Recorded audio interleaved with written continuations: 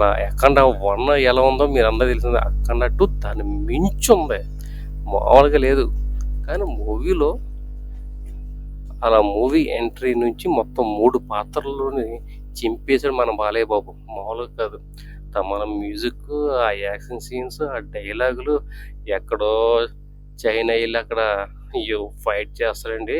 మనం ఆల్రెడీ మన ట్రైలర్ చూసాం కదా, అలా ఆ ఫైట్ సీన్స్ మన బాలయ్యకే సెట్ అవుతాయి, మరి ఎవరికి సెట్ అవ్వవు. కాకపోతే మూవీ అంతా బాగున్నా కానీ ఎక్కడో దగ్గర కొంచెం మైనస్ అయితే ఉంటాయి కదా.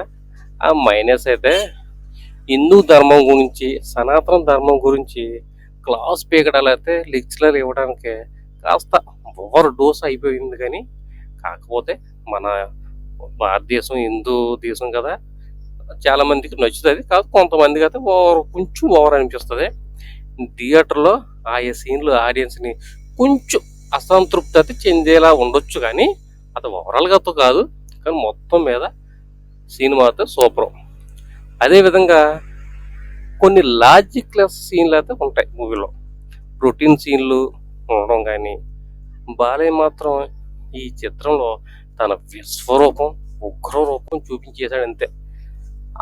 ఆయన కెరీర్ బెస్ట్ పర్ఫార్మెన్స్ ఉన్న మూవీ ఏదైనా ఉన్నదంటే అది అఖండ 2 అని చెప్పుకోవచ్చు. సో మొత్తం మూవీ గురించి నేను చెప్పను, కానీ మూవీ అయితే బ్లాక్ బస్టర్ అండి, మరొక మాట లేదు. థియేటర్లకు వెళ్ళి ఒక్కొక్కరికి గూస్ బంప్స్ రప్పించేసుకోండి. బాలయ్య అంటే బాలయ్య, జై బాలయ్య.